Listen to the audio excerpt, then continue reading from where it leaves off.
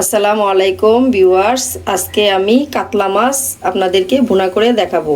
আমি কিভাবে কাতলা মাছটা ভুনা করি তাই আপনাদেরকে দেখিয়ে দিচ্ছি। আপনারা পুরো ভিডিওটা দেখতে থাকুন। প্রথমে আমি কাতলা মাছটাকে পিস করে কেটে ধুয়ে নিয়েছি। এখন আমি কিছু লবণ আর হলুদ ছড়িয়ে এটাকে মেখে নেব, কিছুক্ষণের জন্য ম্যারিনেট করে রাখবো।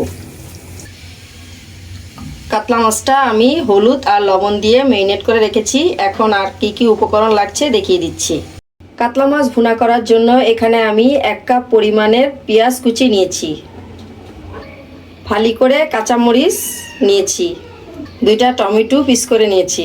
এখন শীতের সিজন তাই আমি পেঁয়াজ পাতা কুচি নিয়েছি। পেঁয়াজ পাতার সিজন না থাকলে আপনারা নাও নিতে পারেন, এটা অপশন।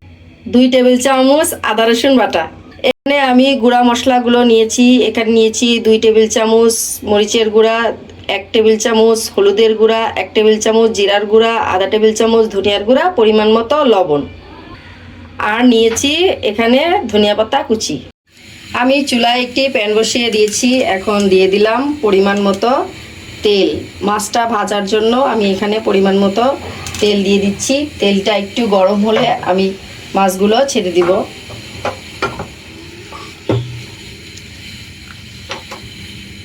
তেলটা আমার হালকা গরম হয়ে এসছে। এখন আমি কাতলা মাছগুলো দিয়ে দিচ্ছি। সবগুলো মাছ আমার সুন্দর করে ভাজা হয়ে গেছে। এখন আমি এটা তুলে নিচ্ছি। মাছগুলো আমার 1 পিঠ ভাজা হয়ে গেছে। এখন আমি সবগুলো মাছ উল্টিয়ে দিচ্ছি। উল্টিয়ে পাল্টিয়ে আমি মাছগুলোকে সুন্দর করে সব মাছ ভেজে নেব। জন্য আমি অন্য একটি প্যান বসিয়ে দিয়েছি। এখন দিয়ে দিলাম পরিমাণ মতো তেল। তেলটা একটু হালকা গরম হলে আমি দিয়ে দিব পেঁয়াজের কুচি। পেঁয়াজের কুচিটা আমি তেলের সাথে হালকা ভেজে নিলাম। এখন দিয়ে দিব মরিচগুলো, কাটা মরিচগুলো দিয়ে আমি এটাকে হালকা ভেজে নিচ্ছি।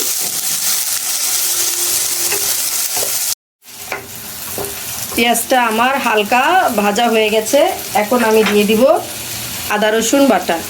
আদা রসুন বাটাগুলো দিয়ে আমি হালকা একটু ভেজে নেব, যাতে কাঁচা স্মেলটা চলে যায়। হালকা ভাজার পরে আমি দিয়ে দিচ্ছি পরিমাণ মতো পানি।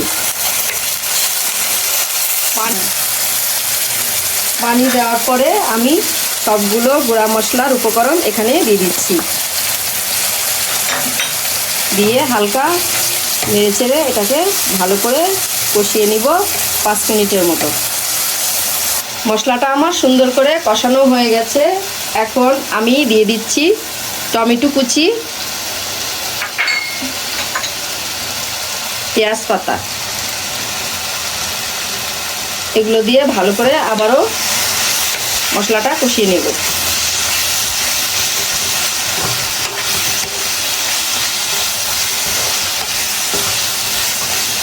তারপর দিয়ে দিব পরিমাণ মতো পানি।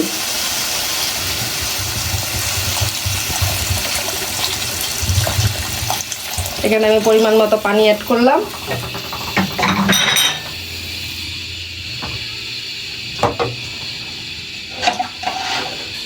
এখন আমি এটা ঢেকে দেব 10 মিনিটের জন্য। আমার তরকারিটা সুন্দরভাবে বলক এসে গেছে।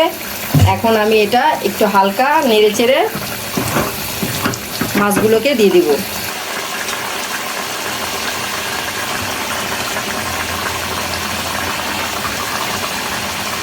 এক এক করে মাছগুলো আমি বিছিয়ে দিচ্ছি।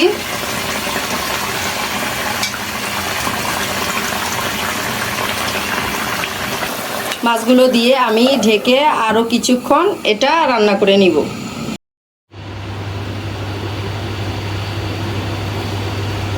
আমি ঢাকনাটা তুলে দেখলাম আমার এটা প্রায়ই হয়ে এসছে। এখন আমি এটার মধ্যে দিয়ে দিচ্ছি ধনিয়া পাতা কুচি, দিয়ে আরও কিছুক্ষণ রান্না করব। আমার তরকারিটা হয়ে গেছে। এখন আমি পরিবেশন করে ফিরে আসছি। তৈরি হয়ে গেল আমার মজাদার কাতলা মাছের ভুনা। এই রেসিপিটি যদি ভালো লেগে থাকে তাহলে লাইক, কমেন্ট এবং শেয়ার করতে ভুলবেন না।